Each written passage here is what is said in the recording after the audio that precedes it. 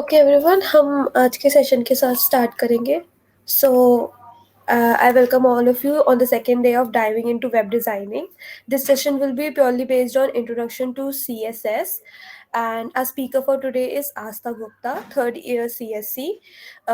She is also the web development co-lead, and we'll be taking the questions in the last. So if anyone has any queries, drop them in the chat box. We'll get back to it in the last or in between. So, Astadi? Yeah. Okay. Um, Hello, everyone. I hope my voice is audible. Yeah, it's audible. Okay. So, introduction to CSS. First of all, let us know what is CSS. So, CSS stands for Cascading Style Sheets. So, CSS is basically what we use for styling elements in HTML or XML. It is used for styling markup languages, documents that are written in markup languages such as HTML or XML. Why do we need styling? It is because just imagine yourself in some scenario where you have received a document without any alignment or sizing or any proper orientation. How will you feel? You will be confused about what this document is about and how the elements are in placed in the hierarchy and etc. So to avoid that confusion and everything and getting a better reading experience and better user experience, CSS is used for styling. So basically, there are three types of CSS. First is inline CSS. So inline CSS is used to apply a unique style to a single HTML element. It is a very specific way of applying CSS to a single element in HTML. Second is internal CSS. Internal CSS is used to define a style for a single HTML page. Let's say we have a single document of HTML and we want to style it. So we will apply internal CSS. We will be further seeing how we will do this. First, let's just go through this. Next, we have external CSS. External CSS is used to define the style for many HTML pages. If we have a lot of HTML pages and we have a single style which is applicable on all the pages, in that case, we use external CSS. It is very useful for code refactoring. We do not need to write the code unnecessarily again and again. When we want the same style to be applied on all HTML pages, we use external CSS. So next we have CSS box model. So what exactly box model is? It is about how the content and its related area of space is occupied. That means if we have let's say we have an element and we have some space around it. So how it is managed? First, the content is what it is occupying itself in itself. Let's say we have a paragraph and we have written something, so the text is the content in this case. Then the space between the border and the content is what is known as padding.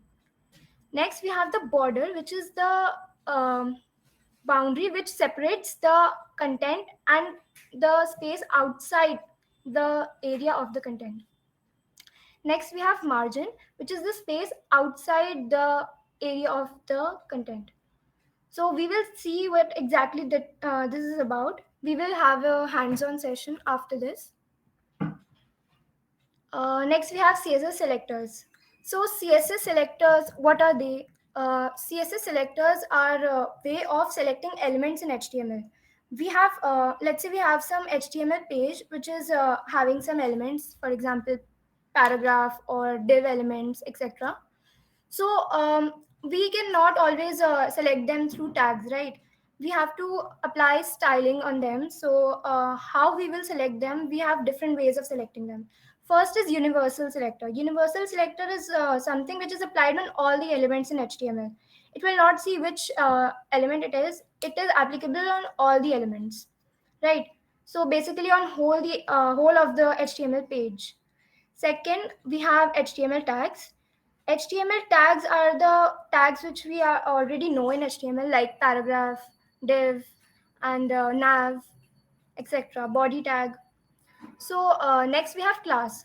Classes are basically like just imagine we have group of students and they are placed in a class. So the class for all the students is same, but the elements in that class are different, right? So a class is a group of similar elements. Okay, so class is selected by dot. Okay, dot selector is used in css to target any class. Next we have id. So what is ID? हमारे पास ID में क्या होता है कि ID एक specific element को target करने के लिए होता है.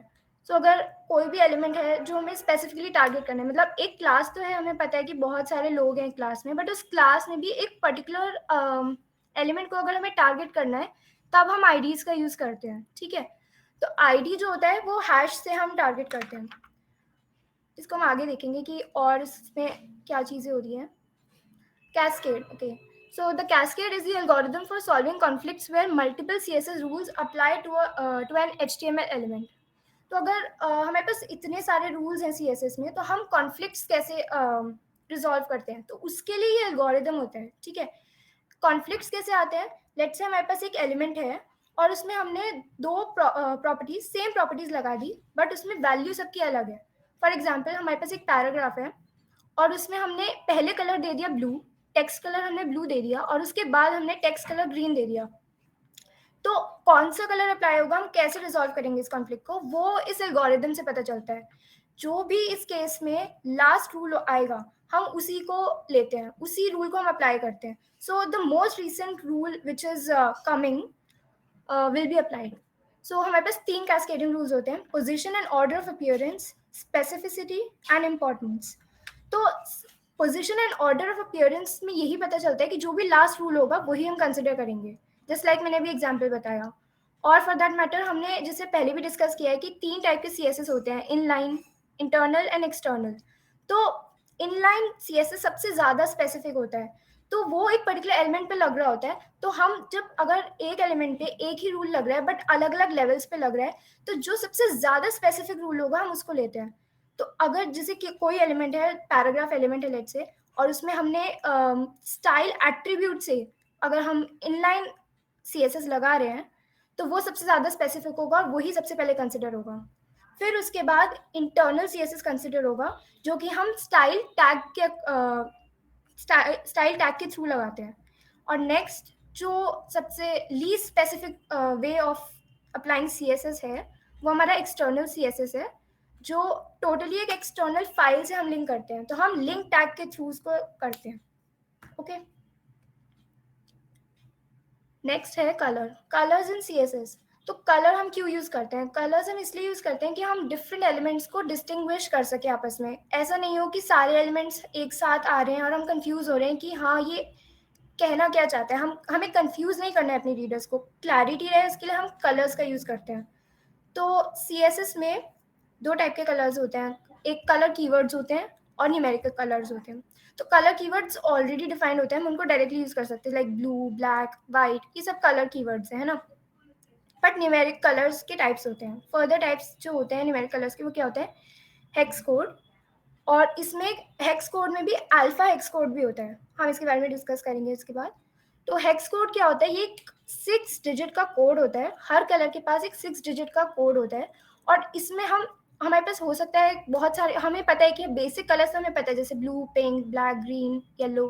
बट इसमें अगर हमें कोई इनके शेड्स चाहिए या कोई और ट्रांसपेरेंसी के साथ, या कितना ज़्यादा हम इसमें ओपेसिटी चाहते हैं, तो उस सब के लिए हम हेक्स कोड या न्यूमेरिक कलर्स बेसिकली यूज़ करते हैं. हेक्स कोड क्या करते हैं? शेड्स अलग अलग कलर्स के हमें दे देता है. और अल्फा हेक्स कोड उसमें भी और ज़्यादा advance way of applying colour है. इसमें क्या होता है कि हम ट्रांसपेरेंसी भी डिफाइन कर सकते हैं. ट्रांसपेरेंसी मतलब कि वो कलर कितना ज़्यादा ट्रांसपेरेंट होगा. तो ये जो होगा, ये हेक्स कोड का ही एक और वर्जन है. ऐसे ही RGB कोड होता है. RGB का मतलब है रेड, ग्रीन, ब्लू. तो रेड, ग्रीन, ब्लू कोड जो होता है, इसमें हम 0 to 255 तक हम डिजिट्स दे सकते हैं और बता सकते हैं कि हाँ इतना हमें रेड का पोर्शन चाहिए, इतना ग्रीन का चाहिए एंड इतना ब्लू का चाहिए. तो ये मिलाकर एक कलर बनता है, एंड जो भी कलर बनेगा वो किसी ना किसी कलर का शेड होगा. एंड इसी में एक अल्फा RGB कोड भी होता है, जो RGBA से रिप्रेजेंट करते हैं. तो A स्टैंड्स फॉर अल्फा. तो अल्फा बेसिकली हमें ट्रांसपेरेंसी बताता है, फिर चाहे वो हेक्स कोड हो चाहे वो RGB कोड हो. नेक्स्ट नेक्स्ट है हमारे पास साइजिंग। तो साइजिंग क्या होता है, हमें पता है कि हमें अलग अलग एलिमेंट, सारे एलिमेंट्स का साइज सेम नहीं होने वाला है। जो बहुत इंपॉर्टेंट एलिमेंट्स होंगे उनका साइज बड़ा होगा, और जो छोटे एलिमेंट्स होंगे उनका साइज मतलब वो लीस्ट रेलिवेंट होंगे। तो बहुत सारे मेथड्स है सीएसएस में साइजिंग करने के लिए। तो सबसे पहला है एब्सोल्यूट लेंस। एब्सोल्यूट लेंस का मतलब होता है कि जैसे मैथ्स में हम नॉर्मली जैसे लेंस यूज़ करते हैं, सेंटीमीटर, इंचेस वगैरह, तो ये एब्सोल्यूट लेंस होती है, हम इनको डायरेक्टली यूज़ कर सकते हैं। नेक्स्ट होता है बाय पिक्सल। तो पिक्सल मतलब हमारी स्क्रीन का जो सबसे स्मॉलेस्ट यूनिट होती है वो पिक्सल होती है, हमें पता है।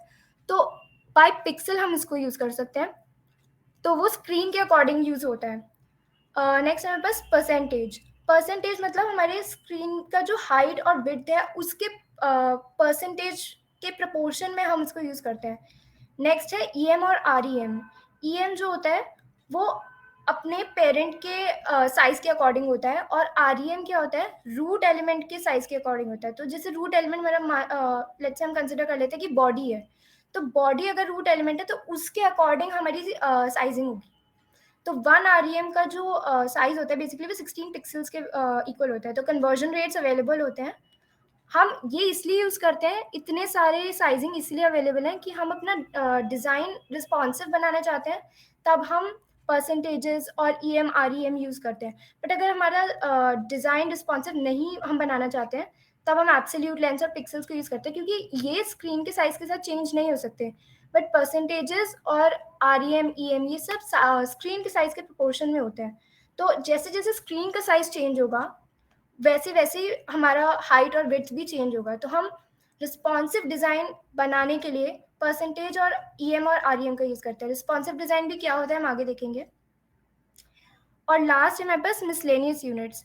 तो उसमें और भी होते हैं बहुत सारे, जैसे अगर हमें कोई एलिमेंट रोटेट करना है तो उसके लिए हम क्या करेंगे, तो हम उसमें डिग्रीज एंड ऑल का यूज़ करते हैं।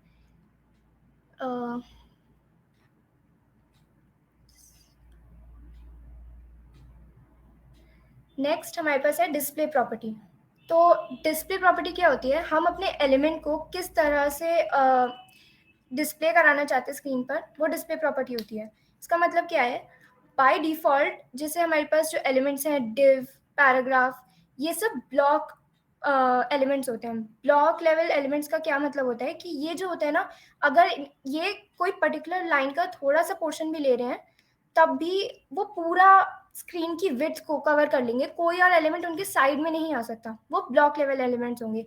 मतलब लेट्स से कोई एक एलिमेंट है जो सिर्फ इतना स्पेस ले रहा है, बट उसके आगे का जितना भी स्पेस है अगर वो ब्लॉक लेवल एलिमेंट होगा तो वहां पर वो कोई और एलिमेंट अलाउ नहीं करेगा। वहीं इनलाइन एलिमेंट्स क्या होते हैं, इनलाइन एलिमेंट्स में हम जितना स्पेस रिक्वायर्ड है सिर्फ उतना ही ऑक्यूपाई करते हैं, और साइड में और भी एलिमेंट्स सेट कर सकते हैं, ठीक है। तो बट दिक्कत क्या है, इनलाइन एलिमेंट्स में हम हाइट और विड्थ एडजस्ट नहीं कर सकते। ब्लॉक लेवल एलिमेंट्स में हम हाइट और विड्थ दोनों एडजस्ट कर सकते हैं। तो ब्लॉक लेवल एलिमेंट में दिक्कत ये है कि हम पूरा स्पेस ले लेते हैं, तो काफ़ी ज़्यादा प्रॉब्लमेटिक हो जाता है कि अगर हम 2-3 एलिमेंट्स को एक साथ अरेंज करना चाहते हैं तो हम नहीं कर पाते। तो दोनों में कुछ ना कुछ दिक्कत है, इसलिए एक और डिस्प्ले प्रॉपर्टी होती है इनलाइन ब्लॉक एलिमेंट। इसमें क्या होता है, ये इनलाइन लेवल का एलिमेंट होता है। तो इसमें ये रहता है कि हम पूरी विड्थ नहीं कवर करते हैं स्क्रीन की, बट इसमें ब्लॉक की भी प्रॉपर्टीज होती है, यानी हम हाइट और विड्थ एडजस्ट कर सकते हैं। नेक्स्ट फ्लेक्स और ग्रिड है, इसको हम नेक्स्ट स्लाइड में देखते हैं। तो फ्लेक्स बॉक्स क्या होता है, फ्लेक्स मतलब फ्लेक्सिबल बॉक्स। तो फ्लेक्सिबल बॉक्स हम इसलिए यूज़ करते हैं कि हम अपने 1D लेआउट्स को डिज़ाइन कर सकें। 1D मतलब या तो वर्टिकल एक्सिस या हॉरिजॉन्टल एक्सिस पे हम चीज़ें अलाइन कर सकें सही से। तो अगर हमें कोई भी एलिमेंट्स हैं जो लेट्स से हमारे पास 2-3 एलिमेंट्स हैं और हमें उनको आपस में साथ में रखना है, तो तब हम फ्लेक्स बॉक्स यूज़ करते हैं। फिर चाहे वो वर्टिकली हो या हॉरिजॉन्टली हो। फॉर एग्जाम्पल हमें अगर कोई मेन्यू बार डिज़ाइन करना है, हॉरिजॉन्टल nav बार डिज़ाइन करना है, तब हम फ्लेक्स बॉक्स का यूज़ करते हैं। ये बहुत ही कन्वीनियंट रहता है और इसमें सीएसएस बहुत कम लगता है। तो लेट्स से यहाँ पे एक कोड दे रखा है, इसमें क्या है, ये एक क्लास है कंटेनर। तो जैसे कि पहले हमने डिस्कस किया था, हम क्लास को डॉट से सेलेक्ट करते हैं। तो डॉट यानी कोई क्लास को रिप्रेजेंट कर रही है। तो ये डॉट कंटेनर की एक क्लास है जिसमें हमने डिस्प्ले प्रॉपर्टी फ्लेक्स रखी है और फ्लेक्स डायरेक्शन रो। रखी हमने। तो इसमें क्या होगा, जितने भी इस कंटेनर में एलिमेंट्स होंगे, इसके अंदर जितने भी एलिमेंट्स होंगे वो सारे रो में अलाइन होंगे under the display flex property. तो अगर हम इस फ्लेक्स डायरेक्शन को नहीं भी लिखेंगे, फ्लेक्स डायरेक्शन बाय डिफॉल्ट रो में ही होता है, बट रो के अलावा हम इसको कॉलम से भी कर सकते हैं और बहुत सारे तरीके होते हैं। तो ये क्या करेगा, इस पर्टिकुलर कोड में क्या हो रहा है, हमारे कंटेनर में अगर 2-3 एलिमेंट्स हैं तो वो जितने भी होंगे वो सारे इक्वल स्पेसेस में स्प्रेड हो जाएंगे हॉरिजॉन्टली, ठीक है, क्योंकि हमारी फ्लेक्स डायरेक्शन रो है और उन सबके बीच का गैप 1 रेम होगा। Just okay. आस्था, हाँ सुनो। एक डाउट है सचिन का, difference between padding and margin. Okay, padding का क्या मतलब होता है कि जो बॉर्डर और एलिमेंट का कंटेंट है ना, उसके बीच का difference. Wait a minute.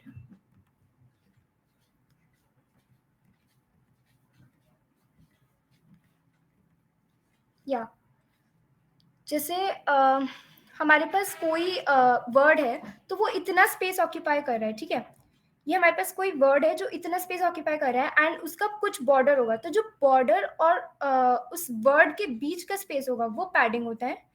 And margin का क्या मतलब है कि बॉर्डर के बाहर जितना भी स्पेस होगा उसके और बाकी एलिमेंट्स के बीच का जो स्पेस होता है वो मार्जिन होता है। आई होप ये क्लियर हो गया है। सचिन क्लियर हो गया?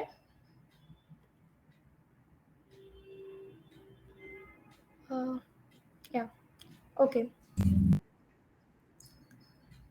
नेक्स्ट।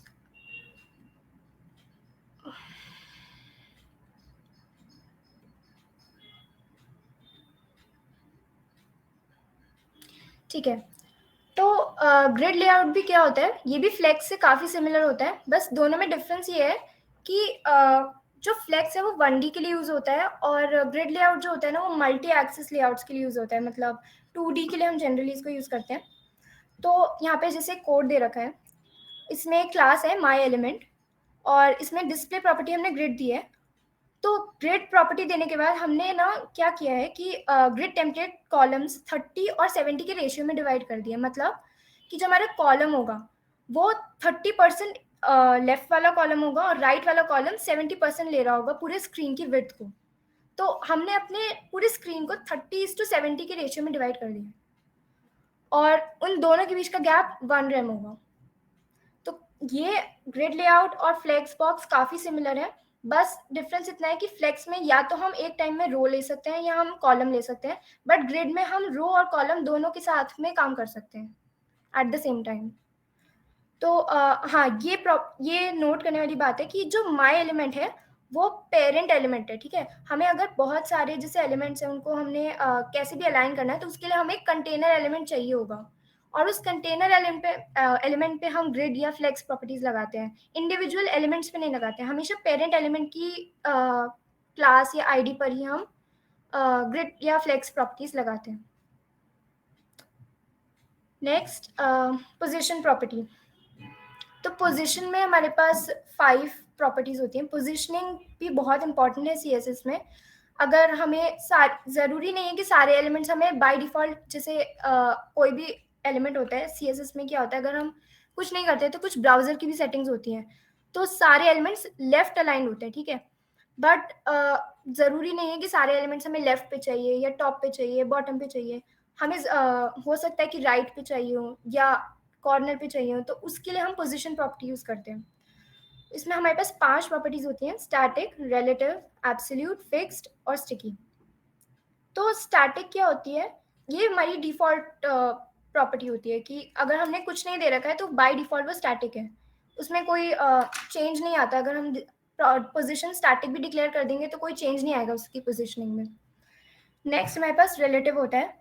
रिलेटिव क्या होता है कि वो जो एलिमेंट है उसकी करंट पोजीशन के अकॉर्डिंग वो चेंज करता है, मतलब लेट्स से अगर हमारे पास ये एक डिव है एंड हमने इसको पोजीशन रिलेटिव देकर बोला है कि लेफ्ट 30 px कर दो, तो ये अपनी करंट पोजीशन से लेफ्ट लेगा 30 px। ये बॉडी या अपने रूट एलिमेंट के रेफरेंस से 30 px लेफ्ट नहीं लेगा, ये अपनी करंट पोजीशन के अकॉर्डिंग चेंज होगा, तो वो होता है रिलेटिव। रिलेटिव मतलब अपनी करंट पोजीशन के अकॉर्डिंग चेंज होना।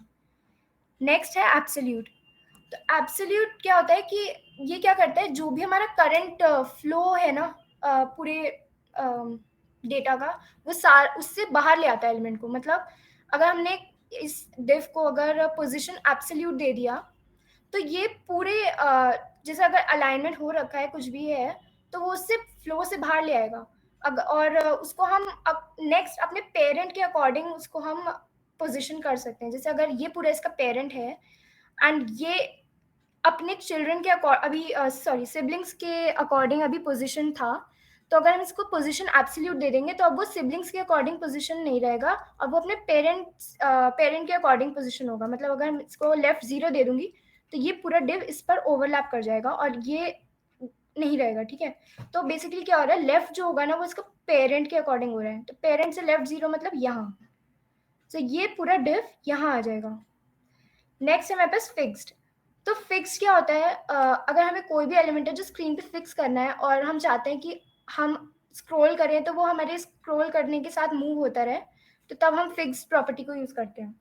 ये पूरा मतलब अगर हम स्क्रॉल करेंगे लेफ्ट राइट या अप डाउन कहीं पे भी, तो हमारी स्क्रीन पे एक पर्टिकुलर पोजीशन पे फिक्स्ड ही रहेगा, वहां से मूव नहीं होगा, स्क्रॉलिंग का उस पर कोई फर्क नहीं पड़ेगा।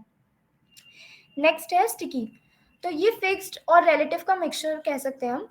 इसमें क्या होता है कि जस्ट लाइक फिक्स्ड हम स्क्रॉल करेंगे तो वो उसके साथ स्क्रीन के साथ मूव होता रहेगा, स्क्रीन पे फिक्स रहेगा और स्क्रॉलिंग का उस पर कोई इफेक्ट नहीं पड़ेगा। बट रिलेटिव इसमें क्या है कि ये एक ऑफसेट वैल्यू फिक्स कर देता है। मतलब अगर मेरी इसकी करंट पोजीशन यहाँ पर डिफाइंड है और मैंने नीचे स्क्रॉल किया है, तो अब अगर मैं वापस ऊपर स्क्रॉल करूंगी तो ये यहाँ आकर फिक्स हो जाएगा, ये इसके ऊपर नहीं जाएगा।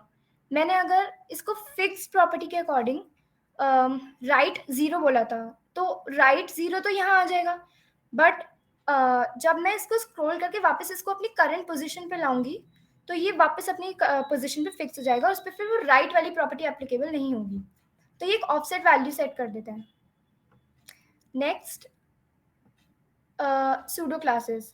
तो सूडो क्लासेस क्या होती हैं, ये तब यूज होती हैं जब हमें सीएसएस में कोई पर्टिकुलर इवेंट होने पर हमें कोई चीज परफॉर्म करवानी है। लेट्स से हमारे पास एक लिंक है जो सॉरी हमारे पास कोई लिंक है जो हमें दिखाना है कि हम नॉर्मली देखते हैं कि कोई हमने लिंक अगर विजिट किया होता है तो विजिट करने के बाद वो पर्पल हो जाता है, उससे पहले वो ब्लू होता है ना।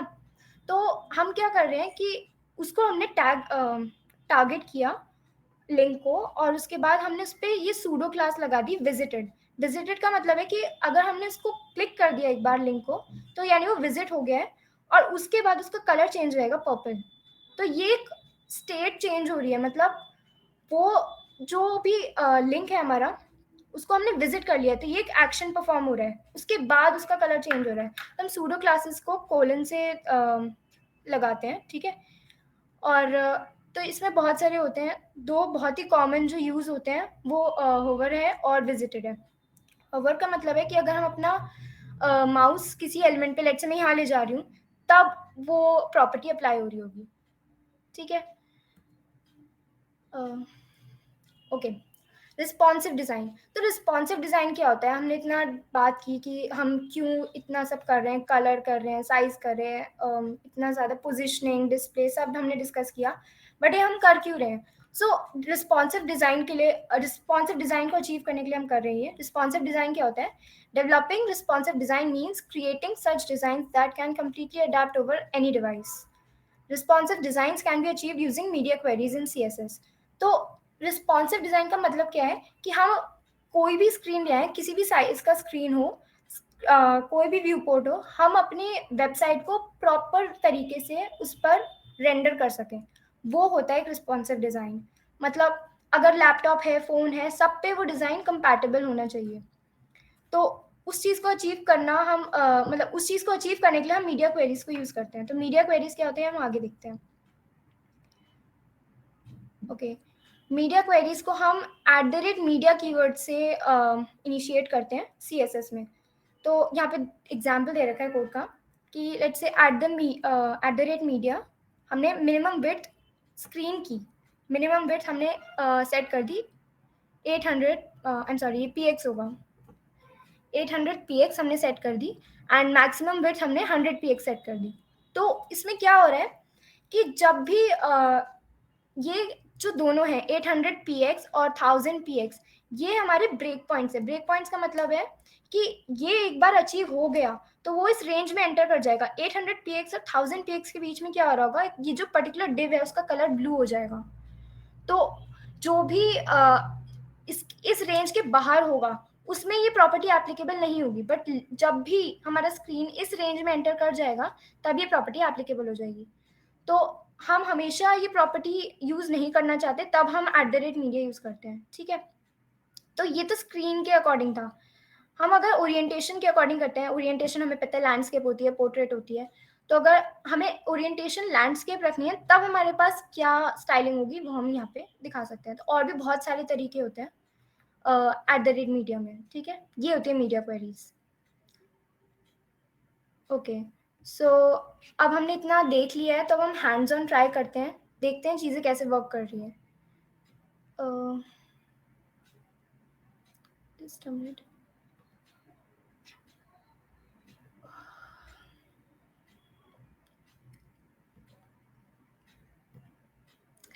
ओके, मेरी स्क्रीन विजिबल है? हेलो, हाँ विजिबल है। मेरी स्क्रीन विजिबल है क्या? हाँ विजिबल है। ओके, ठीक है। तो हम यहाँ पे देखते हैं, मैंने एक डॉक्यूमेंट प्रिपेयर किया है। इसमें सबसे पहले हम देख रहे हैं कि इनलाइन CSS, इंटरनल CSS और एक्सटर्नल CSS सबको हम डिफ्रेंशिएट करके देखते हैं। ठीक है, तो यहाँ पर मैंने एक H1 हेडिंग रखी है जिसका मैंने स्टाइल, यहाँ पर स्टाइल जो है वो एट्रीब्यूट है, उसको मैंने कलर दिया है रेड।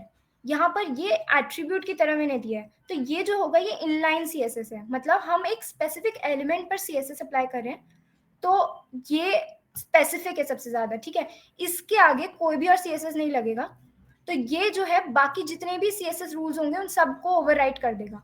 तो इसलिए अभी दिख रहा है हमें कि जो H1 हेडिंग है वो रेड है, बट अगर मैं इसको हटा देती हूँ तब लेट्स से,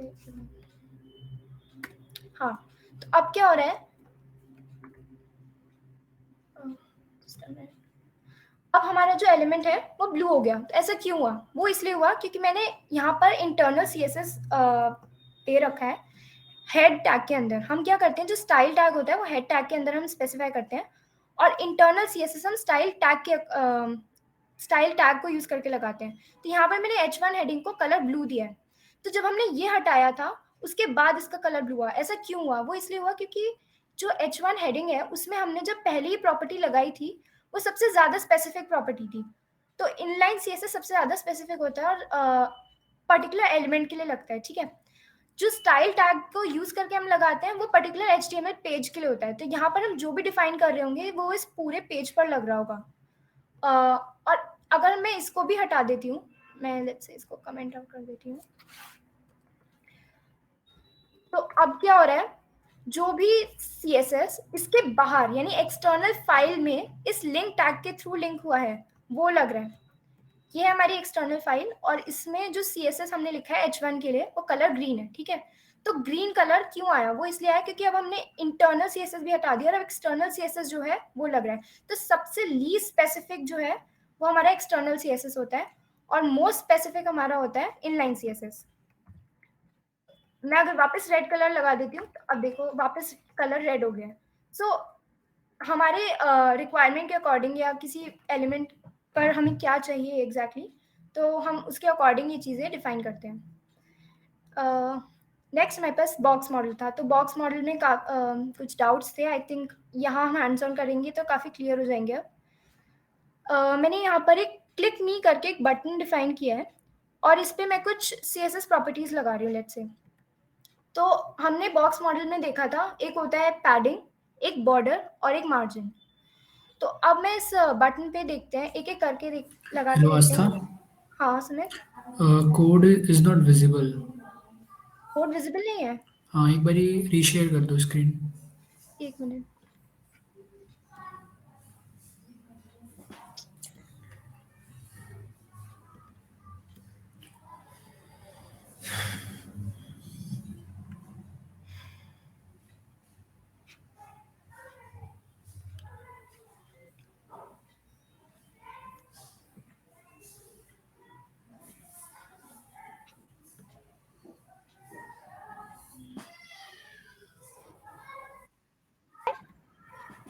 या अब विजिबल है। ओके, फिर मैं रिपीट कर देती हूँ। ओके, हमने देखा था कि CSS 3 टाइप्स के होते हैं, इनलाइन, इंटरनल और एक्सटर्नल।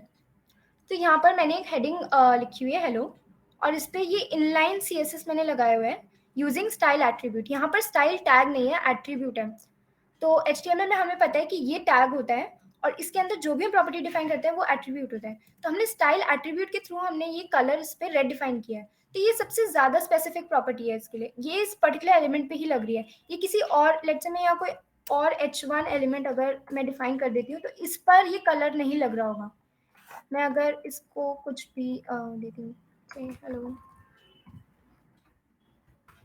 इस पर ये प्रॉपर्टी नहीं लग रही है, इस पर एक्सटर्नल CSS लग रहा है, क्योंकि एक्सटर्नल CSS ग्लोबली हमने डिफाइन किया हुआ है और वो हर एलिमेंट पे एप्लीकेबल है। सॉरी, एक मिनट।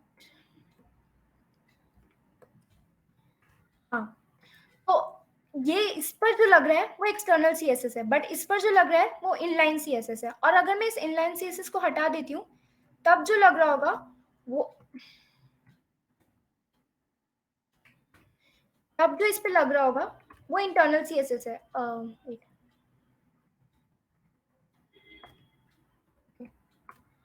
अब इन दोनों पे ही इंटरनल CSS लग रहा है क्योंकि मैंने स्टाइल टैग को यूज करके H1 को कलर दिया है ब्लू। तो स्टाइल टैग कहाँ डिफाइन होता है? हेड के अंदर। और स्टाइल टैग में हम जितना भी अपना इंटरनल CSS होता है वो लिखते हैं। और अगर मैं इसको कमेंट आउट कर देती हूँ लेट्स से, और अब जो नेक्स्ट सबसे स्पेसिफिक CSS होगा वो एक्सटर्नल CSS होगा जो हम लिंक टैग के थ्रू करते हैं। लिंक टैग के थ्रू हम कोई एक्सटर्नल फाइल को अपने HTML फाइल में लिंक कर रहे हैं, ठीक है। तो यहाँ पर जो एक्सटर्नल फाइल है वो href हमने एट्रीब्यूट यूज करके styles.css को लिंक किया है, और जो इसका टाइप है वो स्टाइल शीट है, ठीक है। तो ये है एक्सटर्नल CSS। जो भी पूरा CSS का डॉक्यूमेंट है ये हमारा एक्सटर्नल CSS है। I hope it's clear now. Next है हमारे पास बटन। तो हाँ, हम इसमें बॉक्स मॉडल डिस्कस कर रहे थे। मैंने यहाँ पे एक बटन डिफाइन किया है क्लिक मी करके, और अब हम इसमें देख रहे हैं कि बॉक्स मॉडल कैसे अप्लाई हो रहा है। तो मैं इस पूरे कोड को कमेंट वापस करती हूँ। हाँ, जैसे हम इस पे पैडिंग लगा रहे हैं तो क्या हो रहा है, हमने जैसे डिस्कस किया था पैडिंग क्या होता है, जो कंटेंट है वो सिर्फ इतना है, क्लिक मी हमारा कंटेंट है, और जो भी स्पेस कंटेंट और इसके बॉर्डर के बीच में है वो पैडिंग होता है। तो अब मैंने पैडिंग कैसे लगाई है, पैडिंग हम टॉप, बॉटम, राइट, लेफ्ट ऐसे अलग अलग भी डिफाइन कर सकते हैं। मैंने एक ही में सारे डिफाइन किए। ये कैसे डिफाइन हुआ है, 0 जो है वो टॉप है, टॉप में सबसे पहला जो डिफाइन हो रहा है वो टॉप होगा, फिर उसके बाद राइट, फिर बॉटम और फिर लेफ्ट। सो बेसिकली ये क्लॉकवाइज डायरेक्शन में जाता है और पैडिंग डिफाइन होता है। तो टॉप पैडिंग यहाँ पर 0 है और राइट 50% है। तो 50% यानी स्क्रीन का 50%, ये हमारा पूरा स्क्रीन है, और इसका जो 50% विड्थ है वो हमारी पैडिंग में जा रही है, ठीक है। नेक्स्ट जो है ये पैडिंग बॉटम है, नीचे वाली। तो हम देख रहे हैं क्या पैटर्न चल रहा है, क्लॉकवाइज डायरेक्शन, ठीक है। तो जो पैडिंग बॉटम है वो यहाँ पर 0 है, और जो पैडिंग लेफ्ट है वो 50% है। तो लेफ्ट और राइट दोनों में ही 50% होकर क्या हो रहा है, जो हमारा कंटेंट है वो बीच में आ गया, लेकिन बटन ये पूरा है, क्योंकि जो हमारा बॉर्डर होता है वो उस एलिमेंट को और बाहर के एरिया को डिस्टिंग्विश करता है। तो जहां तक बॉर्डर होता है वो हमारा एलिमेंट होता है, और उसके बाहर का जितना भी एरिया है वो मार्जिन होता है। तो वो मार्जिन देखते हैं क्या होता है। मैं पैडिंग को कमेंट कर देती हूँ और अब मार्जिन देखते हैं। लेट्स से मैंने अभी मार्जिन लगाया है, तो मार्जिन लगाया तो क्या हुआ, बटन वो रह गया। अब बटन सिर्फ इतना बचा है, और मार्जिन क्या है, जो भी आउटर स्पेस है इस बटन के बाहर का जितना भी स्पेस है वो मार्जिन है। तो मार्जिन कैसे डिफाइन कर रहे हैं, मतलब बेसिकली इस बटन और इसके आसपास के कोई भी एलिमेंट्स होंगे उसके बीच का जो स्पेस है वो मार्जिन है। तो इसमें भी सेम ही तरीके से होता है, टॉप, फिर राइट, फिर बॉटम और फिर लेफ्ट। तो टॉप मार्जिन क्या है, 0। तो 0 है, तो यहाँ पर इसमें ये स्पेस पहले से ही डिफाइंड था, तो ये मार्जिन के अंदर नहीं है। ये स्पेस मैंने ब्रेक टैग को यूज करके लगाया है। 2 ब्रेक टैग्स हैं, इस वजह से ये स्पेस आ रहा है, ये मार्जिन का स्पेस नहीं है। मार्जिन यहाँ पर 0 है। इसके बाद जो हमारा राइट में जितना भी स्पेस है, तो जो हमारा रूट एलिमेंट है वो और जो बटन है उसके बीच का स्पेस है वो 50% है, 50% ऑफ द स्क्रीन विड्थ। और फिर उसके बाद बॉटम में जो मार्जिन है वो 0 है, तो सेम जैसे बॉटम और टॉप का था वैसे ही रखा है।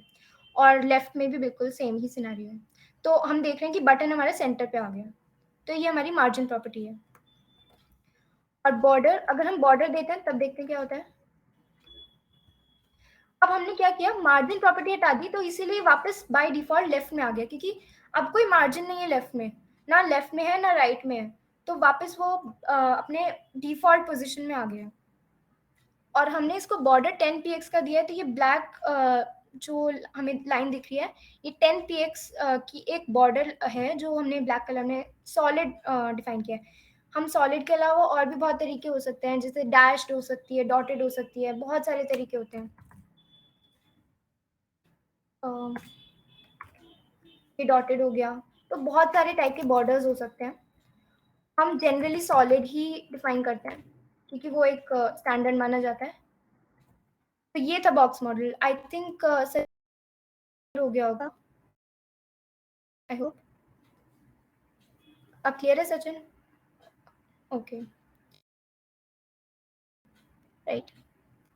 नेक्स्ट है हमारे पास अब हमने डिस्कस किया था कि कैस्केडिंग एल्गोरिथम कैसे काम करता है, तो अब हम इसको देख भी लेते हैं।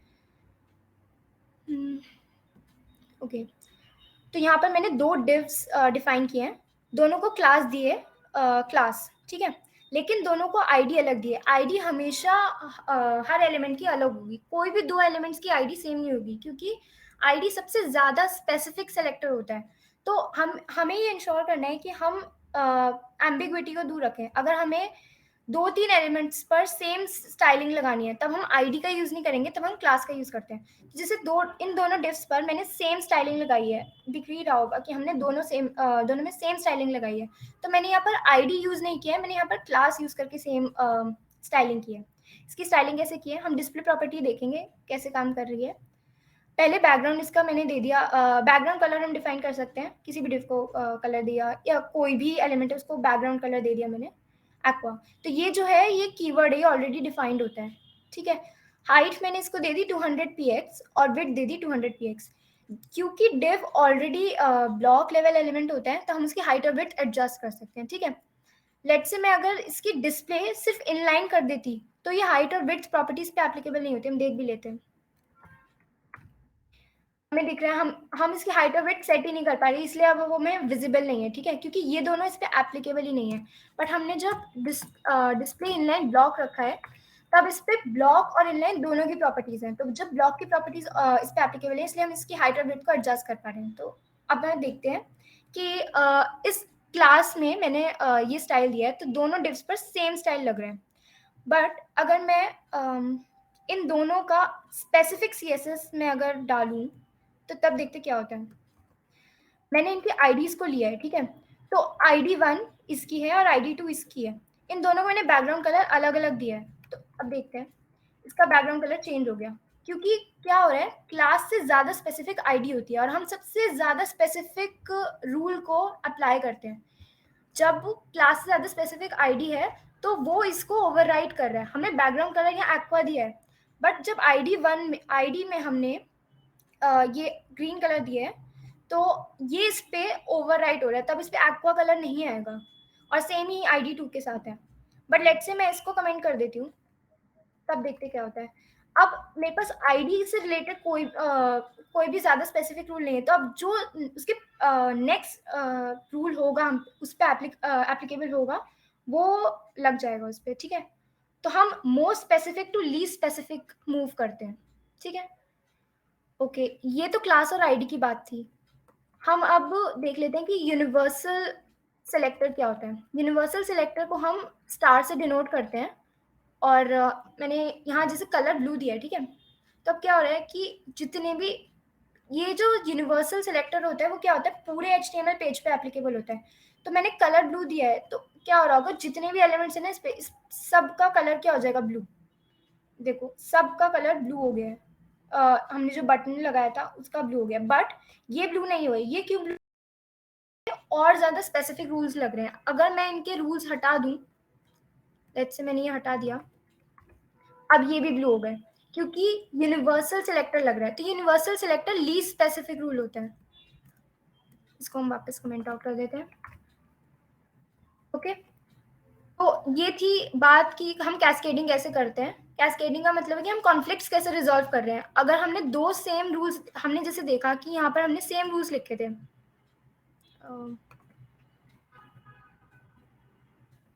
हमने यहाँ पर एक जगह बैकग्राउंड कलर एक्वा दिया हुआ है, एक जगह बैकग्राउंड कलर हमने टील दिया हुआ है, तो और सेम एलिमेंट पे लग रहे हैं, दोनों आ कहाँ से रहे हैं, सेम एलिमेंट से आ रहे हैं। हम एक ही डिव पे जिसको क्लास दी है हमने क्लास और आईडी दी ID1 या ID2, तो लग सेम एलिमेंट पे रहे हैं लेकिन अलग अलग रूल्स लग रहे हैं। तो हम डिसाइड कैसे कर रहे हैं कि कौन सा रूल लगेगा, हम कैस्केडिंग के थ्रू कर रहे हैं, स्पेसिफिसिटी के थ्रू कर रहे हैं। ओके,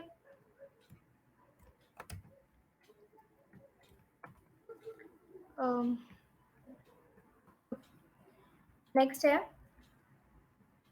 हाँ, अब इसमें एक कीवर्ड होता है नॉट इम्पॉर्टेंट। तो नॉट इम्पॉर्टेंट कीवर्ड क्या होता है, हमें लेट्स से हमने अभी देखा कि हम स्पेसिफिसिटी के अकॉर्डिंग चलते हैं, बट हम अगर चाहते हैं कि बहुत सारा हमने CSS लिख लिया है लेकिन एक कोई रूल ऐसा है जो हर जगह अप्लाई हो रहा हो, चाहे वो कितना ही कम स्पेसिफिक है, तब हम नॉट इम्पॉर्टेंट का यूज करते हैं। जिससे मैंने यहाँ पे एक एग्जाम्पल दिया है, इसमें एक पैराग्राफ है, this is a common paragraph, ठीक है। तो हम यहाँ देख रहे हैं, हमने अभी कैस्केडिंग में डिस्कस किया था कि जो सबसे ज्यादा रीसेंट वाला रूल होता है वो अप्लाई होता है। मैंने यहाँ पर कलर दिया है ब्लू वॉयलेट और उसके बाद दिया है ग्रीन, तो दोनों में प्रॉपर्टी क्या है, कलर ही है लेकिन वैल्यू सबकी अलग है। तो जो सबसे ज्यादा लास्ट वाला रूल होगा वो वाला एप्लीकेबल है, तो इसलिए इसका कलर ग्रीन है, जबकि मैंने ब्लू वॉयलेट भी दिया हुआ है। तो ये कॉन्फ्लिक्ट जो है कैस्केडिंग के थ्रू रिजॉल्व हो रहे हैं। अब हम देख लेते हैं कि इस पे अगर हम नॉट इम्पॉर्टेंट प्रॉपर्टी लगाते हैं तब क्या होगा। अब क्या हो रहा है, वो इसको ओवरराइड कर रहा है। नॉट इम्पॉर्टेंट क्या होगा, फिर वो चाहे ये हो या कोई भी और हो, अगर इस पे कोई आईडी भी होती वो भी इस पे ओवरराइड हो जाती, क्योंकि मैंने इस पे नॉट इम्पॉर्टेंट रूल लगाया है। तो नॉट इम्पॉर्टेंट सबसे ज्यादा सुपीरियर होता है और हम इसको यूज कर सकते हैं अपने एलिमेंट्स को प्रायोरिटी देने के लिए। ओके, इसको कर देते हैं, ठीक है। तो ये था इम्पोर्टेंस। तो ये तीन तरीके होते हैं हमारे पास कैस्केडिंग करने के लिए, जैसे हमने अभी देखा था, पोजीशन एंड ऑर्डर, स्पेसिफिसिटी और इम्पोर्टेंस। नेक्स्ट है कलरिंग। तो अब हम कलर देखते हैं। यहाँ पे मैंने कुछ कलर्स डिफाइन किए हुए हैं। मैंने इसी पैराग्राफ पे ये कलर लगाया है, मैं इसको कमेंट कर देती हूँ। तो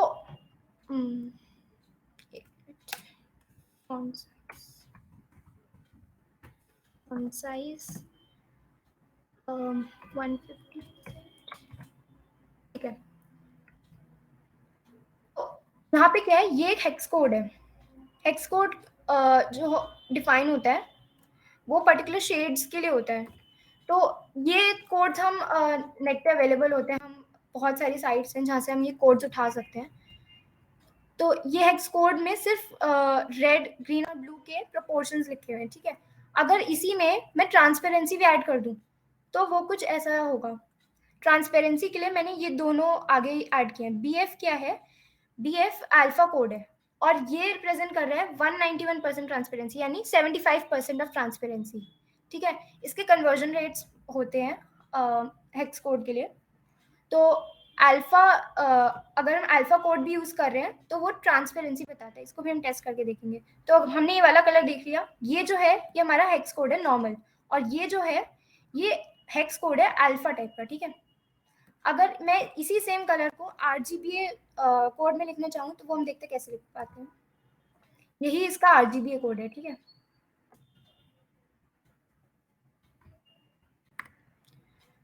ये सेम RGB कोड है इसका। तो 120 जो है वो रेड का प्रोपोर्शन है, 100 ग्रीन का है और ब्लू का 200 है। तो हम बहुत सारे कलर्स डिफाइन अगर करना चाहते हैं अलग अलग शेड्स के, तो अब हम ये यूज करते हैं। इसमें जो नंबर्स हमने ये लिखे हैं इनकी रेंज है 0 to 255, ठीक है। बेसिकली हम 0 से शुरू कर रहे हैं इसलिए 255 तक जाते हैं, वैसे टोटल नंबर्स देखें तो 256 होते हैं। तो इस प्रपोर्शन में हम रेड ग्रीन ब्लू को लेके अलग अलग कलर्स बना सकते हैं। अगर हम अल्फा कोड को यूज करें तब देखते हैं क्या होता है। ठीक है, तो हेक्स का अल्फा, सॉरी, ओके, हेक्स का अल्फा कोड ये है। अब हमने देखा कि कुछ डिम हुआ है ये कलर, है ना, पहले वाले कलर से थोड़ा सा डिम हो गया है। वो क्यों हुआ है? वो इस वजह से हुआ है क्योंकि हमने यहाँ पर जो इसका ट्रांसपेरेंसी है वो 75% डिफाइन कर रखी है। जो बी एफ है ना, ये 75% ट्रांसपेरेंसी के लिए यूज होता है, ठीक है। इसको हम अगर हेक्साडेसिमल में कन्वर्ट करके लिखेंगे तो 256 का 75% होता है 192। तो बी एफ जो होता है ना, वो 191 का हेक्स कोड होता है, ठीक है। अगर इसी में हम RGB कोड लिखेंगे तो वो कुछ ऐसा होगा।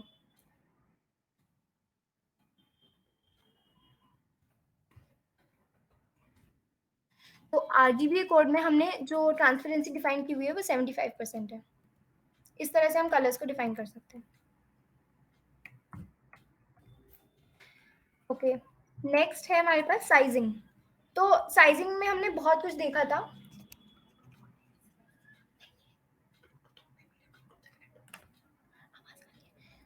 साइजिंग में हमने मैथमेटिकल यूनिट्स देखी थी और REM, EM, पिक्सेल्स, बहुत कुछ देखा था। तो मिसलेनियस यूनिट्स में हमने डिस्कस किया था कि अगर हमें कोई एलिमेंट रोटेट करना है तो हम कैसे करेंगे। तो उसका एग्जाम्पल मैंने यहाँ पे लिखा हुआ है।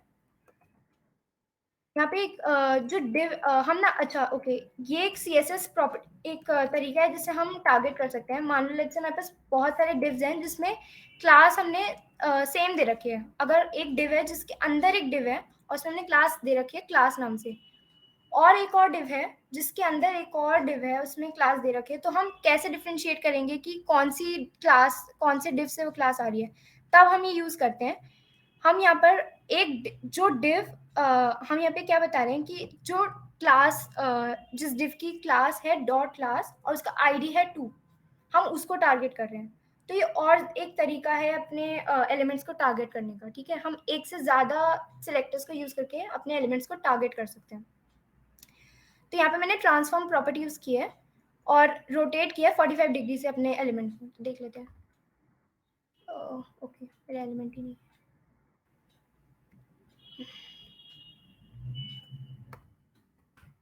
ओके, तो ये पहले हमने देखा था, इसका ओरिएंटेशन एकदम स्ट्रेट था। अब क्या हो गया, ये रोटेट हो गया बाय 45 डिग्रीज। तो हम इस तरह से भी अपने साइजिंग कर सकते हैं, ठीक है। तो ये जो डिग्री है ये है बेसिकली हमारी यूनिट। तो डिग्री जो है उसके लिए हम DEG यूज कर रहे हैं, राइट। ओके, नेक्स्ट है हमारे पास डिस्प्ले प्रॉपर्टीज। तो अब डिस्प्ले प्रॉपर्टीज को अगर हम डिस्कस करते हैं तो हमने देखा था कि डिस्प्ले बाय डिफॉल्ट कुछ सेट होते हैं, जैसे डिव हो गया, पैराग्राफ हो गया, ये एलिमेंट्स होते हैं by default block level elements होते हैं।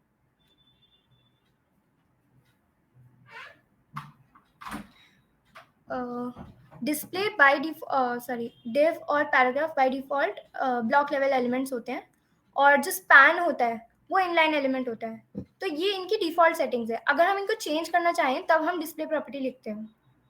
Just a minute.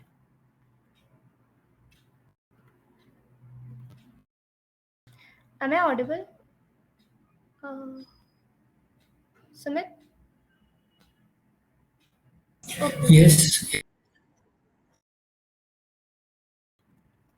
Okay. So हमने यहाँ पे दो ब्लॉक्स डिफाइन किए हैं। यहाँ पर क्या किया है, इन दोनों को ही हमने वेट एक कंटेनर में डाला है, एक और डिव में डाला है। मतलब एक डिव जिसका क्लास है ब्लॉक, उसके अंदर मैंने दो डिव्स डिफाइन किए हैं, ब्लॉक 1 और ब्लॉक 2 क्लास की, ठीक है। तो इन ये जो दोनों डिव्स हैं ये बड़े वाले डिव के अंदर कंटेंट है। हम ये बड़ा वाला डिव नहीं देख पा रहे हैं बट हमने डिफाइन किया हुआ है। अगर मैं इसको इंस्पेक्ट करूंगी,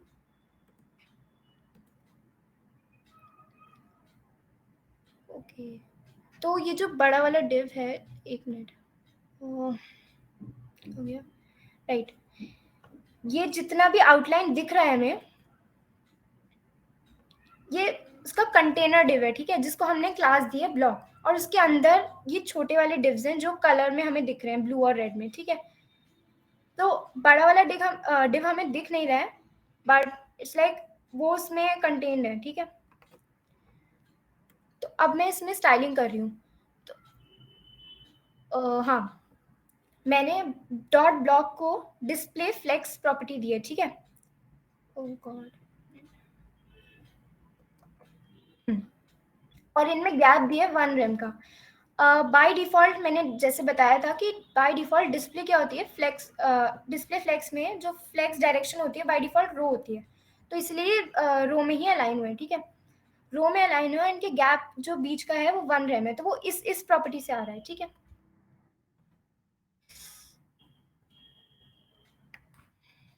ओके,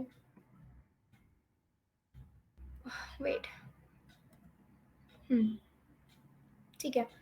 अब मैं डॉट ब्लॉक 1 और डॉट ब्लॉक 2 एलिमेंट्स में अगर स्पेसिफिक स्टाइलिंग कर रही हूँ, तो मैंने इनको कोई डिस्प्ले नहीं दिया, ठीक है। मैं अगर इसमें डिस्प्ले इनलाइन ब्लॉक लगाती हूँ, तब देखते हैं क्या होता है। कोई डिफरेंस नहीं आया, जस्ट बिकॉज हाइट और विड्थ हमने ऑलरेडी डिफाइन कर रखी है, और इनलाइन ब्लॉक में हमें पता है हाइट और विड्थ हम एडजस्ट कर सकते हैं, ठीक है। बट अगर मैं इसमें सिर्फ इनलाइन लगा देती हूँ, तब हम देखते क्या होता है। वेट, क्या हो रहा है।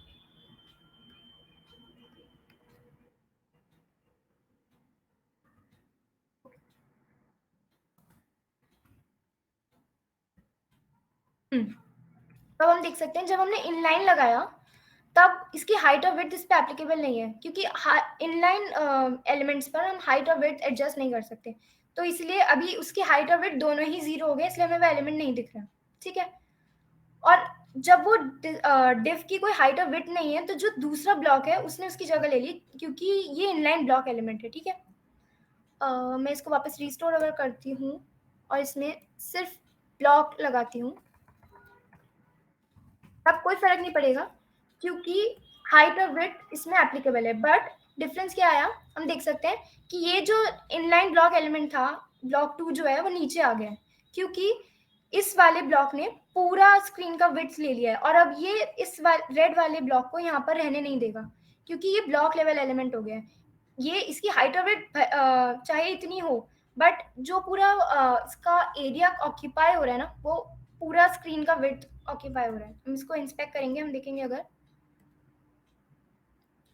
तो ये हमारा कंटेनर डिव है, और इसमें जो हमारा ब्लू वाला डिव है वो पूरा स्क्रीन का साइज ऑक्यूपाई कर रहा है, ओके। वहीं जो रेड वाला है वो सिर्फ अपना एरिया ऑक्यूपाई कर रहा है, क्योंकि रेड वाला इनलाइन ब्लॉक एलिमेंट है और ब्लू वाला जो है वो ब्लॉक एलिमेंट है। तो I hope block, inline block और इनलाइन में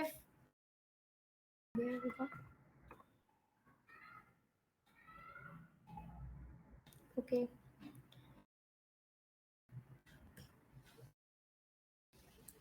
अब हम फ्लेक्स और ग्रिड भी देख लेते हैं। तो मैंने यहाँ कुछ फ्लेक्स प्रॉपर्टीज भी लगाई थी। अब मैंने बताया था कि फ्लेक्स और ग्रिड दोनों ही कंटेनर एलिमेंट पे लगते हैं, है ना।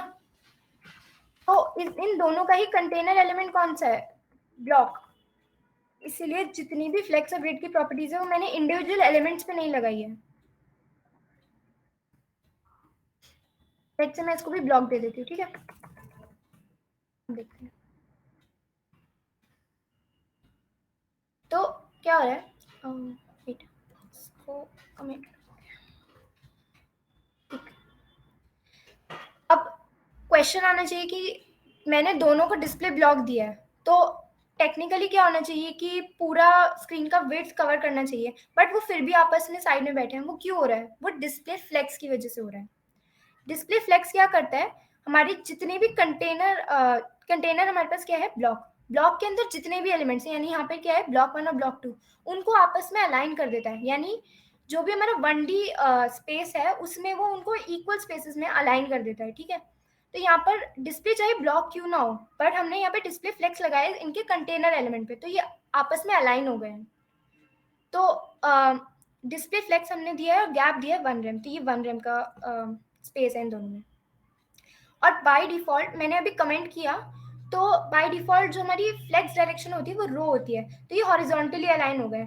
अगर मैं इसको कमेंट आउट करती हूँ वापस, अब मैंने फ्लेक्स डायरेक्शन कॉलम स्पेसिफाई की है, तो अभी कॉलम में अलाइन हो गए हैं, यानी वर्टिकली अलाइन हो गए हैं, और जो गैप भी है वो भी अब वर्टिकली ही होगा, ठीक है। तो ये थी फ्लेक्स प्रॉपर्टी। अब इसमें हम ग्रिड ट्राई करते हैं। ओके, अब मैंने डिस्प्ले ग्रिड किया है। ग्रिड हो चाहे फ्लेक्स हो, दोनों ही कंटेनर एलिमेंट पे लगेगा, इंडिविजुअल एलिमेंट्स पर नहीं लगेगा। तो डिस्प्ले ग्रिड करके मैंने करा है ग्रिड टेम्पलेट कॉलम्स 50-50। तो ये क्या कर रहे हैं, ये हमारे कॉलम्स बेसिकली मेरी विड्थ को, जो पूरी स्क्रीन की विड्थ है, उसको 50-50% में डिवाइड कर दिया इसने, क्योंकि कॉलम हमारे ऐसे होते हैं ना हॉरिजॉन्टली। तो हम इसको 50-50% में डिवाइड कर देते हैं। तो हम इसको सेव करते हैं, देखते हैं क्या हुआ है। अब ये स्पेस क्यों आया है, वो इसलिए आया है क्योंकि यहाँ से स्क्रीन का सेकेंड हाफ यानी 50% यहाँ से शुरू हो रहा है। इतना पार्ट स्क्रीन का 50% है, वो फर्स्ट हाफ हो गया, और ये पार्ट स्क्रीन का 50% है, वो सेकेंड हाफ हो गया। अब लेट से मैं ट्राई करती हूँ, रेशियो चेंज करती हूँ। इसको 70 कर देते हैं एंड इसको 30 कर देते हैं। अब देखते क्या हो रहा है।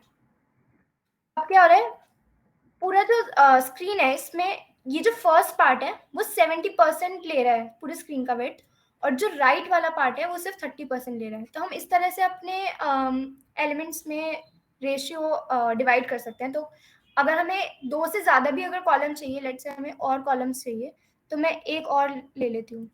इसको 50 लेते हैं, 20%। मैं एक डिव एलिमेंट और इसमें स्पेसिफाई कर देती हूँ।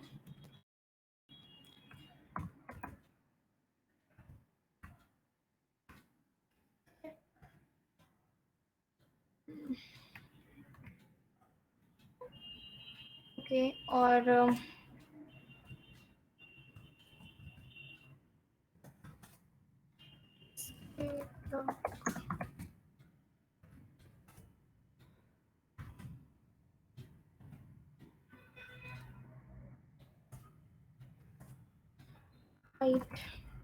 आइटम सेम दे देते हैं, 200px, फिर 200px। ओके, अब देखते हैं हमने कौन से। अभी 3 हमारे पास डिव्स हैं। इसमें ये जो है डिव, इसका हमने प्रोपोर्शन दिया है कितना, 20%। तो ये पूरी स्क्रीन का 20% ले रहा है सिर्फ। तो ये जितना भी पार्ट है ये स्क्रीन का विड्थ का 20% है। यहाँ से स्क्रीन के विड्थ का 50% शुरू हो रहा है, तो ये 50% यहाँ तक एक्सटेंड हो रहा है। ये पूरी स्क्रीन का 50% है, और बाकी जो बचा हुआ है ये पूरी स्क्रीन का 30% है। तो हम इसको अलग अलग प्रोपोर्शन के फ्रेम्स में भी डिवाइड कर सकते हैं, ठीक है। आई होप ये क्लियर हो गया है। ओके, तो ये थी हमारी grid property, display grid. Next हमारे पास पोजीशन। अब हमने पोजीशन भी देखा था।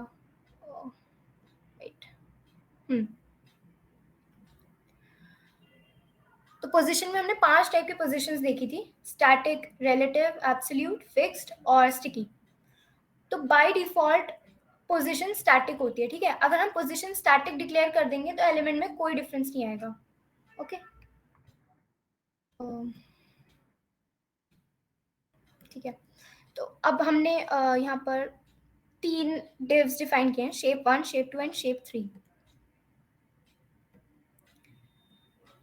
और इनको हमने अलग अलग पोजीशन दिए। पहले बेसिक स्टाइलिंग है ये, मैंने सबको इनलाइन ब्लॉक दिया है। तो हाँ, तो हो क्या रहा है कि सबको मैंने इनलाइन ब्लॉक दिया है एंड मार्जिन 1 रेम का है। हाँ, तो अब इसमें हम प्रॉपर्टी लगाते हैं, पोजीशन प्रॉपर्टी। इसमें मैंने कोई इनलाइन ब्लॉक एलिमेंट नहीं दिया, इसलिए नीचे आ रहा है। ओके, ये जो दोनों हैं ये इनलाइन ब्लॉक एलिमेंट्स इसलिए आपस में आ रहे हैं। तो जब हमें पता है कि डिव बाय डिफॉल्ट ब्लॉक होता है, तो इसका डिस्प्ले ब्लॉक है, इसलिए ये अलग लाइन में आ रहा है, ठीक है। ओके, अगर इसको हम पोजीशन रिलेटिव देते हैं और लेफ्ट से 100 पिक्सल करते हैं, ये हमारा फर्स्ट वाला। तो फर्स्ट में क्या हो रहा है, इसने अपनी ओरिजिनल पोजीशन से लेफ्ट 100 पिक्सल शिफ्ट कर दिया है। तो लेफ्ट से इसकी ओरिजिनल पोजीशन अगर यहाँ थी, तो वहां से लेफ्ट हुआ है। वो अपनी बॉडी जो उसका रूट एलिमेंट है वहां से, या पेरेंट एलिमेंट है वहां से 100 px नहीं शिफ्ट हुआ है, वो अपनी जो उसकी पिछली पोजीशन थी, उसकी करंट पोजीशन थी, वहां से उसने 100 px शिफ्ट किया था। तो ये थी रिलेटिव प्रॉपर्टी। नेक्स्ट है एब्सोल्यूट। एब्सोल्यूट में हमने देखा था, एब्सोल्यूट में वो जो भी फ्लो होता है हमारे एलिमेंट्स का, वो उससे बिल्कुल बाहर ले आता है। मतलब अभी हमने देखा था कि ये दोनों एलिमेंट्स इनलाइन ब्लॉक हैं और ये आपस में साथ में अलाइंड है ना। बट अगर हम पोजीशन एब्सोल्यूट देंगे तो क्या होगा, देखते हैं। मैंने पोजीशन एब्सोल्यूट के साथ टॉप 0 दिया है ना। तो जितने भी एलिमेंट्स हैं वो सारे अब जो नॉर्मल फ्लो है वो चलता रहेगा, बट ये एलिमेंट जो है पूरे बाकी एलिमेंट के फ्लो से बाहर आ गया है। तो अब ये जो है ना, इसकी अपने जो भी पेरेंट है उसी के अकॉर्डिंग अपनी पोजिशनिंग करेगा। तो अब जो है इसका पेरेंट कौन है, डिफ के बाहर इसका पेरेंट बॉडी है। तो अब बॉडी के अकॉर्डिंग ही अपने आप को पोजिशन कर रहा है। तो टॉप जब 0 दिया है तो बॉडी तो ये पूरी है ना, तो इसका टॉप जो है वो 0 यहाँ से इनिशियलाइज हुआ है, ठीक है। तो ये थी पोजीशन एब्सोल्यूट। पोजीशन एब्सोल्यूट का मतलब है कि अपने जो करंट फ्लो है, जो नॉर्मली बाकी एलिमेंट्स के साथ अरेंजमेंट है, उस सबसे वो बाहर आ जाता है। ओके, नेक्स्ट है फिक्स्ड। अगर मैं इसी को फिक्स दूंगी तब क्या होगा। फिक्स में भी मैंने टॉप इसको 0 दिया है। अब ध्यान रहे कि हमने वेट, मैं इसको कमेंट करके पहले से, राइट, तो वापस हमारे पास आ गया है। अब मैं इसको देती हूँ पोजीशन फिक्स्ड। मैंने पोजीशन फिक्स के साथ इसको टॉप 0 दिया है, तो वापस ही अपने टॉप 0 पे पहुंच गया है बॉडी के अकॉर्डिंग। और अब मैं इसको कितना भी स्क्रॉल करूंगी स्क्रीन से बाहर नहीं होगा, ठीक है। सारे एलिमेंट्स को ये ओवरलैप करेगा लेकिन स्क्रीन से बाहर नहीं होगा, राइट। तो ये थी हमारी फिक्स प्रॉपर्टी। अब इसको कमेंट करके मैं अगर स्टैटिक दूं तो स्टैटिक हमारे पास डिफॉल्ट है ना। बट अब मैंने फिक्स प्रॉपर्टी हटाई है, इसीलिए वो अपनी ओरिजिनल पोजीशन पे आ जाएगा। इसलिए नहीं आएगा कि हमने पोजीशन स्टैटिक दी है। बाय डिफॉल्ट सारे एलिमेंट्स स्टैटिक पोजीशन में ही होते हैं, तो स्टैटिक से कुछ एक्स्ट्रा फर्क नहीं पड़ेगा। मैं अगर इसको कमेंट करके वापस दिखाऊंगी तो देखो कोई फर्क नहीं पड़ेगा, वो अपनी ही जगह पे है, ठीक है। तो स्टैटिक हम लिखे ना लिखे एक ही बात है। नेक्स्ट है पोजीशन स्टिकी। स्टिकी मैंने बताया था फिक्स्ड और रिलेटिव दोनों कंबाइन करके बनता है। तो स्टिकी में क्या हो रहा है, मैंने बॉटम 0 दिया है इस बार, ठीक है। तो ये अपने जो भी पेरेंट है वो अपने पेरेंट के बॉटम के अकॉर्डिंग पोजीशन हो रहा है। तो बॉटम से 0 पिक्सल में वो है पोजीशन हुआ है। और स्टिकी में क्या होता है, बिल्कुल फिक्स की तरह हम कितना भी स्क्रॉल कर लें वो हमारी स्क्रीन से बाहर नहीं होगा। बट डिफरेंस कहाँ आता है, जैसे ही उसकी एक्चुअल पोजीशन आएगी वो वहां जाके रुक जाएगा। यहाँ इसकी एक्चुअल पोजीशन आ गई, हम स्क्रीन कितना ही स्क्रॉल कर लें ये कहीं नहीं जाएगा, ये अपनी ओरिजिनल पोजीशन पे रहेगा। बट जब इसकी पोजीशन जो एक्चुअल पोजीशन है वो हट जाती है स्क्रीन से, तो वो स्क्रीन के साथ चलता रहता है, वो स्क्रीन पे फिक्स रहता है। ओके, तो फिक्स कैसे है ये, क्योंकि ये स्क्रॉल करने पे भी कोई मतलब हट नहीं रहा है स्क्रीन से, है ना। बट रिलेटिव कैसे है, रिलेटिव अपनी पोजीशन के अकॉर्डिंग है कि जो इसकी पोजीशन है वो आते ही ये रुक जाएगा, इसकी फिक्स प्रॉपर्टी हट जाएगी। ओके, तो ये पोजीशन के टाइप्स थे। अब हम देखते हैं सूडो क्लासेस किया था, सूडो क्लासेस भी देख लेते हैं। ओके, सूडो क्लासेस मैंने बताया था हम कोलन से डिफाइन करते हैं और इसके भी बहुत सारे टाइप्स होते हैं। तो मैंने यहाँ पे सबसे ज़्यादा यूज़ होने वाला लिया है हवर। हमने बहुत सारे वेबसाइट्स देखे हैं, हमने काफ़ी जगह ये चीज़ देखी होगी कि हम अगर कोई बटन प्रेस करने चाह रहे होते हैं एकदम से उसका कलर कुछ चेंज हो जाता है या थोड़ा सा डिफरेंस लगता है। ऐसा क्यों होता है, जब हम अपना माउस उस पर्टिकुलर एलिमेंट पे ले जाते हैं तो बेसिकली क्या हो रहा है, ये ट्रिगर हो रहा है, हम उस एलिमेंट पे हवर कर रहे हैं। तो जो भी उस पे CSS लग रहा होगा वो तभी अप्लाई होगा जब ये पर्टिकुलर स्टेट अचीव हो रही होगी, ठीक है। अगर मैं इसको हटा देती हूँ तो ये अप्लाई नहीं हो रहा होगा, ठीक है।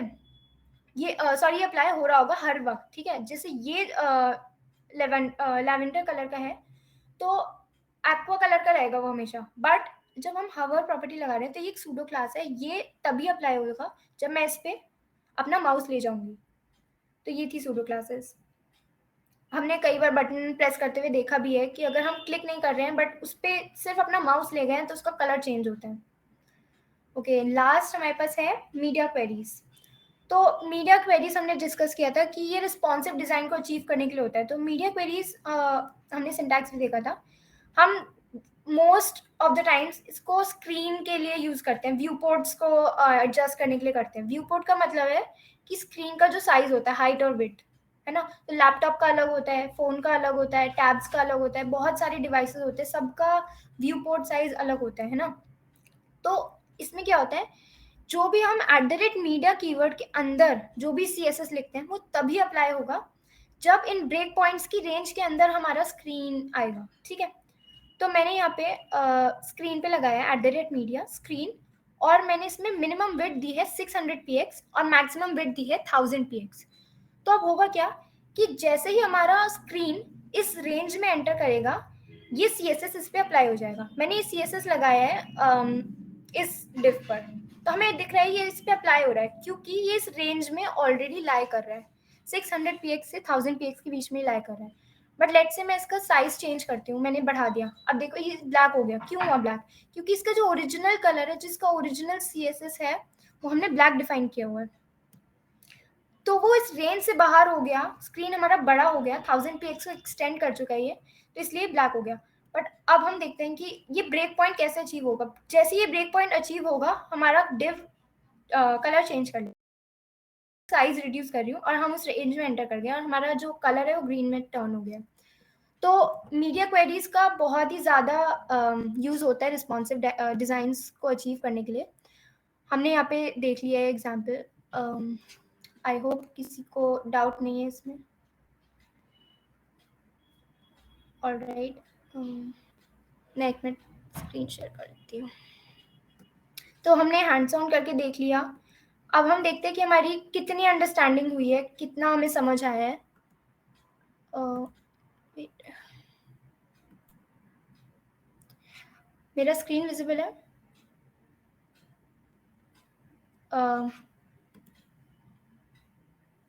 ओके, ठीक है। तो अब हम देखते हैं, कुछ मैंने क्वेश्चंस प्रिपेयर किए हैं, तो प्लीज़ आंसर करने का ट्राई करिए कि कितना समझ आया। हम देखते हैं। Which of the following are valid colours. तो मेरे पास 4 ऑप्शंस दिए हुए हैं और इनमें से एक से ज़्यादा भी करेक्ट हो सकता है। तो प्लीज़ चैट्स में बताओ कौन कौन से ऑप्शन सही हैं।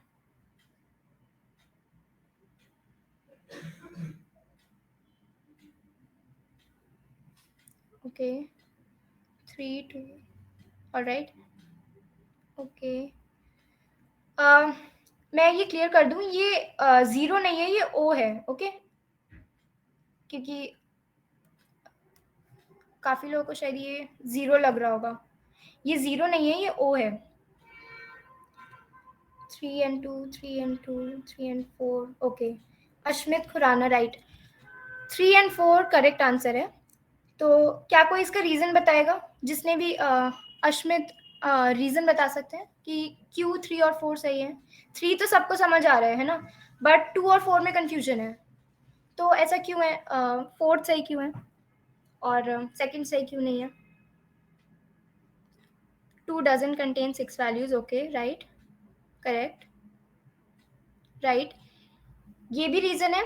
एक रीज़न और है, हम हेक्स कोड में कभी भी O या Z नहीं लेते। हेक्स कोड हमारा A to F ही होता है। ओके, तो ये एक और रीज़न है जिसकी वजह से सेकंड ऑप्शन करेक्ट नहीं है। और 4th क्यों करेक्ट है? क्योंकि ये एक ऑलरेडी डिफाइंड कीवर्ड है CSS में। तो अब आई होप क्लियर है सबको कि करेक्ट ऑप्शन 3 and 4 है। नेक्स्ट, ओके, नेक्स्ट क्वेश्चन देखते हैं। How wide do you think dot my box will be. तो ये कोड दिया हुआ है और हमें बताना है कि ये कितना स्पेस ऑक्यूपाई कर रहा है, डॉट माई बॉक्स क्लास का ये एलिमेंट। इसमें एक ही करेक्ट है, 200। ओके,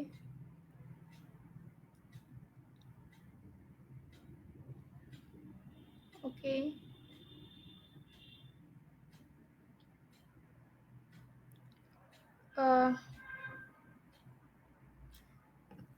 ओके, तो मेरे पास 2 आंसर आए हैं, 200 और 220. ऑलराइट.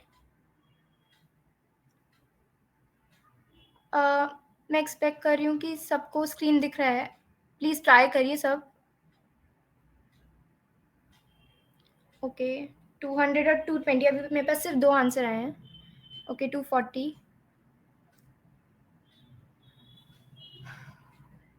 तो जो 200 या 220 या 240 बता रहे हैं, रीज़न दे सकते हैं ऐसा क्यों है?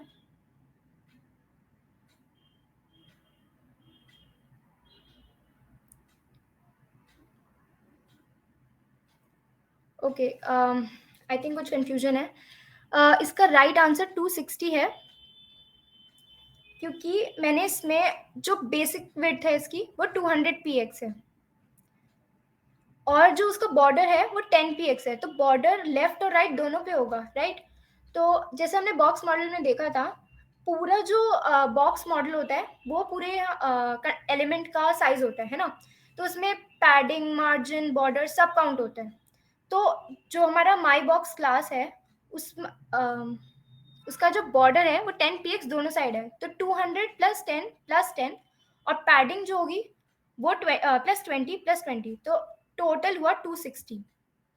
ऑलराइट, इसका करेक्ट आंसर है ऑप्शन 4, 260 px. आई होप आप सबको समझ आ गया है, या मैं बॉक्स मॉडल से दिखाऊं कैसे होता है. सबको क्लियर है? Okay, great. Okay, last question for today. Which media query applies when the browser window is above 720 px? तो कौन सा मीडिया क्वेरी रूल सही होगा अगर हमें कोई CSS रूल अप्लाई करना है जो 720 px के अबव है?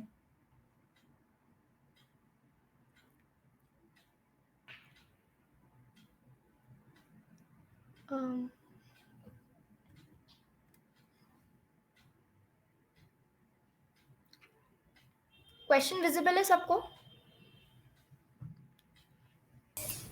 Yes. Okay, third. Okay, right. Okay, हाँ, सो राइट, करेक्ट ऑप्शन 3 है. मिनिमम विड्थ जब 720 px अचीव होगी तो हमारा स्टाइल उस रेंज, बेसिकली हमारा जो भी एलिमेंट है वो उस रेंज में आ जाएगा और उस पर वो स्टाइल अप्लाई हो जाएगा. यहाँ पे जो ब्रेक पॉइंट है वो 720 px. तो आई होप सबको ये समझ आया होगा. एंड अगर कोई क्वेश्चन है तो please, most welcome.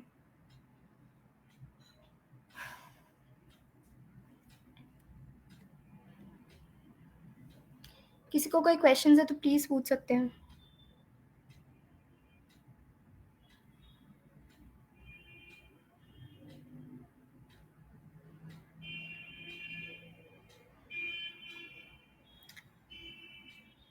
Great. Everything is clear. Okay. So thank you everybody. And it was a great session with you all, and you were a great audience. Thank you so much.